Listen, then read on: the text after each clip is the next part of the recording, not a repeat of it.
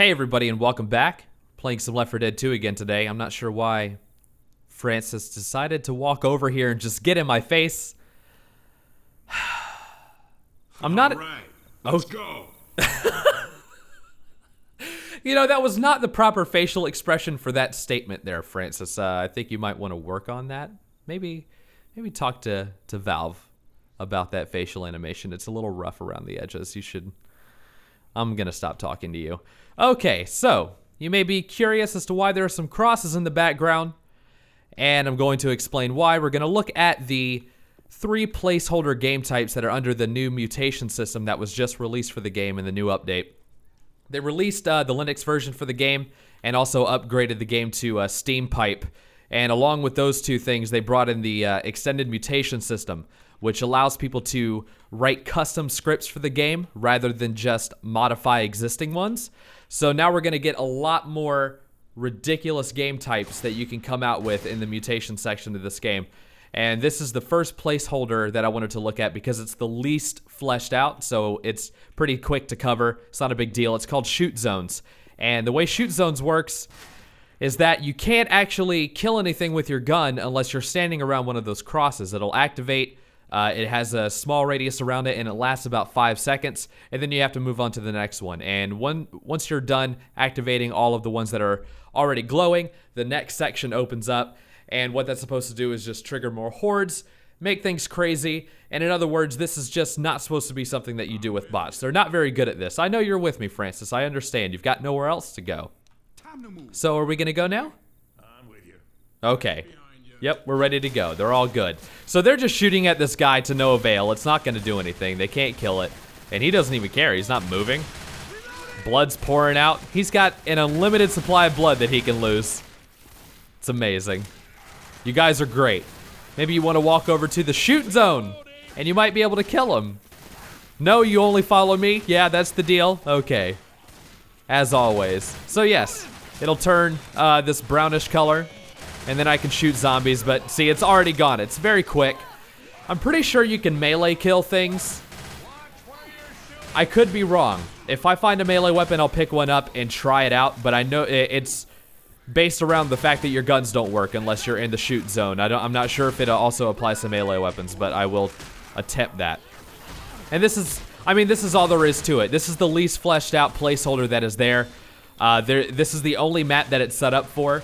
And it's pretty funny because once you go to the safe room on this chapter and you go to the next chapter, I figured that it would just kick you out because it's not prepared for that. But it lets you actually go to the next chapter, which is the Tunnel of Love. Now here's a melee weapon. And there are no crosses. There are no shoot zones. So you're stuck. I mean, unless this melee actually works, then you can progress, but you can't shoot anything. So you get overrun pretty fast. The fact that you have bot survivors is not going to help. There's a shoot zone just sitting in a chair, just enjoying a nice picnic lunch in the very shitty amusement park. Their standards are very low when they just have plastic lawn chair furniture inside of this this park here. The funny thing is whenever you walk up to these, it starts playing a Midnight Rider song, and then it just stops whenever the shoot zone's over. It's very silly to listen to this thing loop over and over again. I'm actually not sure if Valve or modders are the ones that made these placeholders that are in the EMS system at the moment.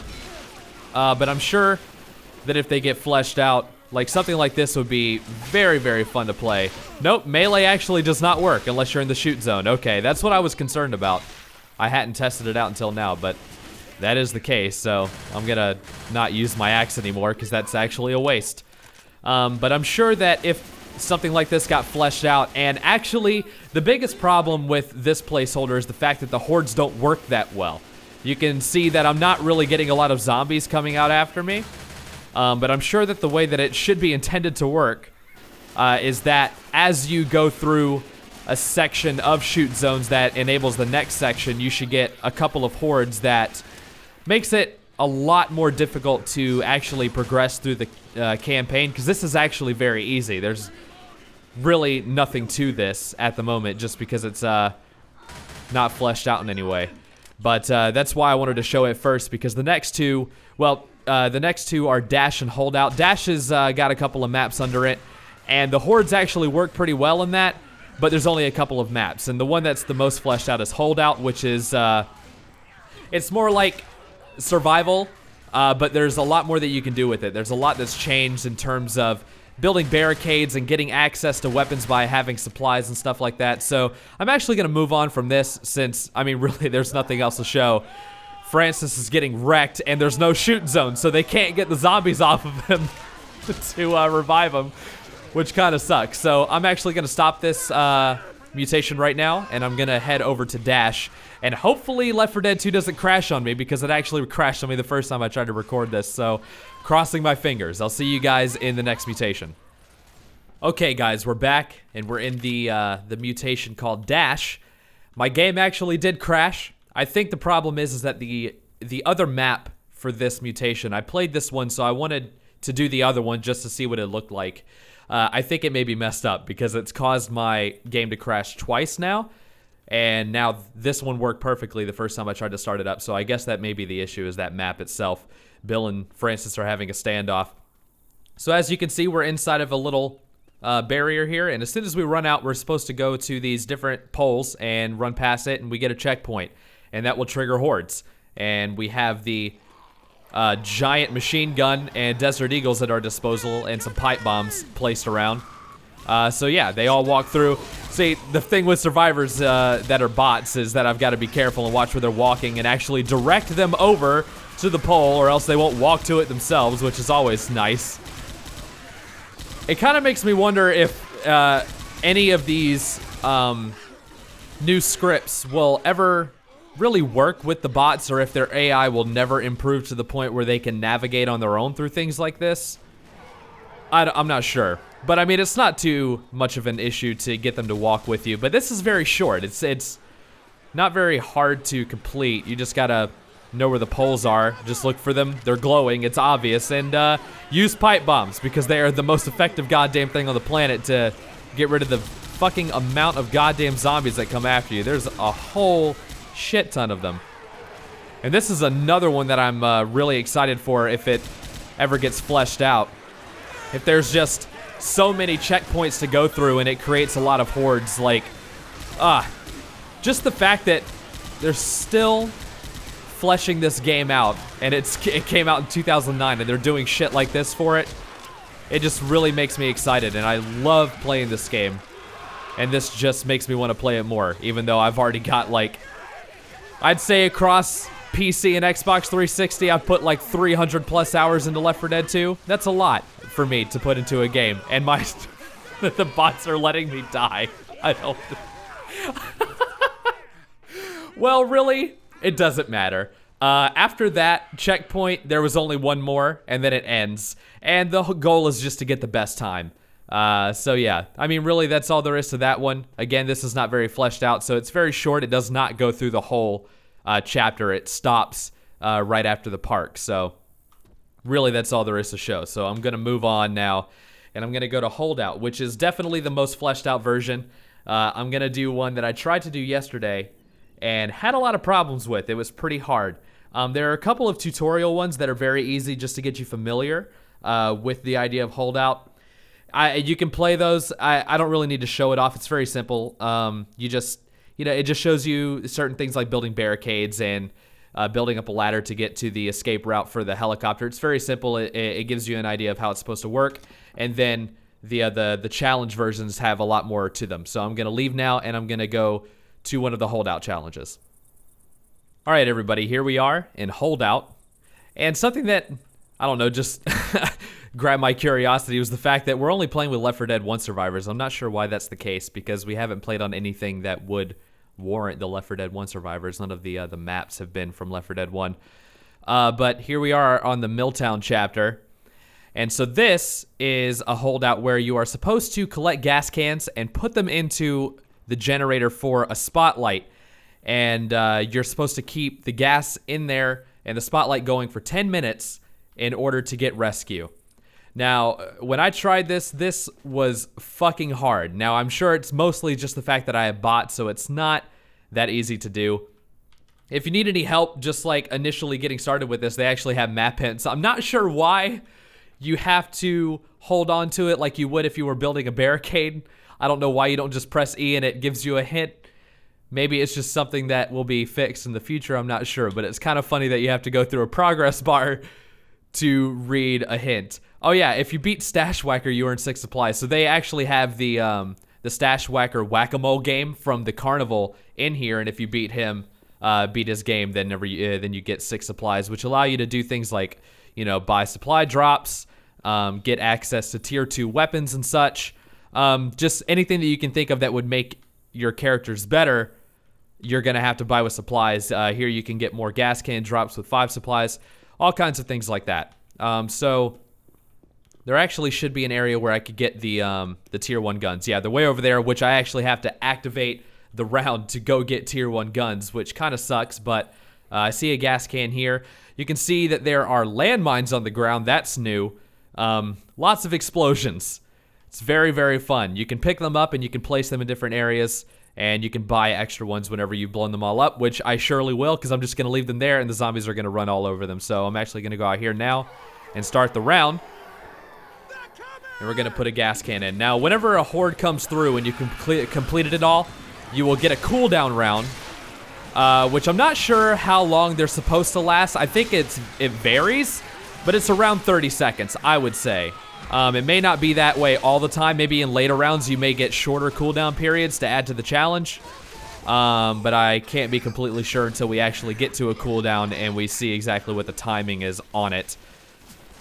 So as you can see, it's pretty simple, but it can be very, very difficult whenever you have things like this. Something that's very unique and interesting is these, the manholes here is actually what holds in the tank.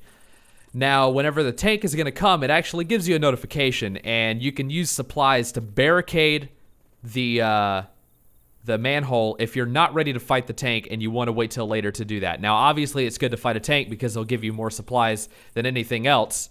So you really want to go through that. So I'm on cooldown now. What am I doing? I'm looking for tier 1 guns. That's what I was trying to get. There they are. So yeah, this will give us access to the 2 submachine guns. I can get dual pistol. Well, not dual pistols because I dropped mine earlier, but I'll keep my axe. And we'll continue on. We'll just keep keep trying to pick up more gas cans and keep the bots alive. But yes, this is, if you're looking to play one that is more or less finished or just very well done, this is definitely the one to play. You have the 2 training ones, which are very easy to do. They just give you, again, as I repeat myself, the sense of what the game type is supposed to be like and just let you practice a little bit. And then these are the challenges where there's a lot more going on. So my bots are just leaving me to die. They're very bad. Very, very bad. Well, at least we're on cooldown. I'm gonna go try and pick up a couple of gas cans while I'm hobbling around and I don't have any medical supplies on me. I need to go find, I think I have 7 supplies, so I can actually go back to the main house here, and there should be pain pills and adrenaline in here. Yes, for 4. Okay. None of you guys get this because you left me alone. No, stay back. You don't get this. You're terrible. Why are you so bad? Now, I really highly doubt that I would be able to complete this first try.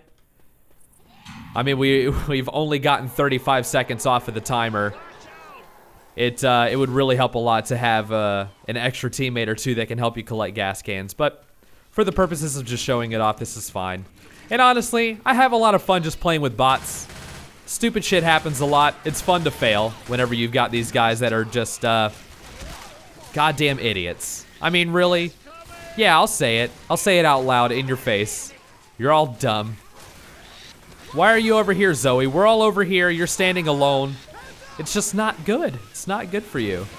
See, there's a landmine going off. Pretty simple. It's basically like a pipe bomb explosion, but just reskinned into a landmine that looks like a, it kind of looks like one of those sprinkler attachments that goes around in a circle, if you understand what I'm talking about.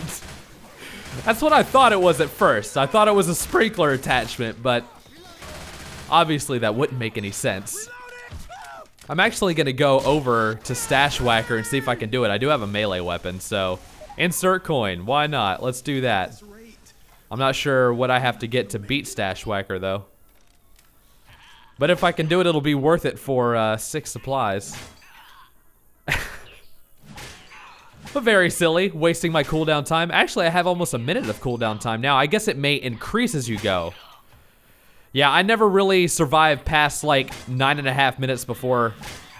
So this is the first time that I've gotten this far, but we'll try this. I'm not sure what I have to get to beat this. I really don't. If it's like 20 or something, we'll see. But hey, I can get the double. And I did not win, apparently. Nope, I'm down to 2 supplies. I suck. Look at that. It may be 20. I could be wrong, but that just seems like the right number for it. But yeah, I mean, that's all there is to it. There's really nothing else new to show. I'm waiting, actually, for it to give me a tank in one of the manholes so I can show that off actually happening. It'll turn the manhole green and give me the option to cut him off of us or not. But I really need health supplies. I guess we can just keep playing until I fail. I'm sure I will at some point. There's no way that I'm going to beat this. I really doubt it.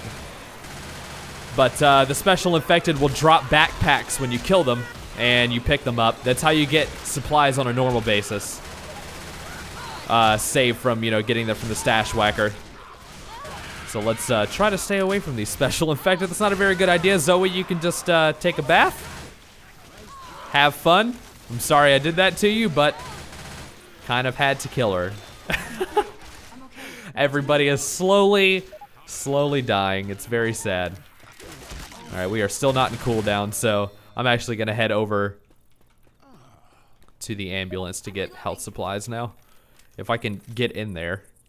It's obnoxious. Oh, first aid kits are free. I had no idea. See, I had not gone up to the first aid kits beforehand because I figured they would be at least like 5 or 6 supplies to get, but nope. At least I guess the initial first aid kits are not expensive, but Cover me. I'm going to steal them. I don't. They can't really fit into the ambulance. You having some trouble there, guys? Okay, well, let's go find another gas can. If there are any, or if I have to call in one from the helicopter, unless it actually waits until the round? No, I don't see any gas cans. Well, looks like I'm gonna have to call one in. And I might actually buy some landmines here just to fuck with them. Why not? Well, if I can actually get out of this goddamn hellhole I'm in. This is very awful. Here we go. Buy a landmine. So it'll give me 3 that I can just toss around wherever. Now, I would be kind of smart to, oh, yes, here we go. So he's actually in the main building. So yeah, here's the manhole. I can fight him if I want or hold off. I mean, Francis and Bill are both completely fucked, but I'm fine. So I think I'll just let the tank come out. I'm pretty cool with that. And actually, why not? Let's barricade ourselves in with the tank. And just do as a final fight, just have some fun with them. Don't let the survivors escape here. And now they're just forced to run upstairs to get out of here and escape him. So I'm gonna actually make them stand next to the tank whenever we start. Oh, you can radio for more time. I guess, yeah, that's more cooldown time. I actually did not notice that beforehand. There's a lot of neat little things that you can do. And yeah, this is fucking amazing. This is probably the coolest game type that I've ever had the pleasure of playing in Left 4 Dead 2, and it just adds so much more replay value to it. I'm really excited to actually get some friends and do one of these challenge levels that's pretty much done and try to beat it. Maybe that'll be the next thing I do, is try to get a few of my friends to play with me and try to do one of these challenge levels legitimately and beat it instead of fucking around. Actually have some kind of strategy, you know, MLG Pro status Left 4 Dead 2.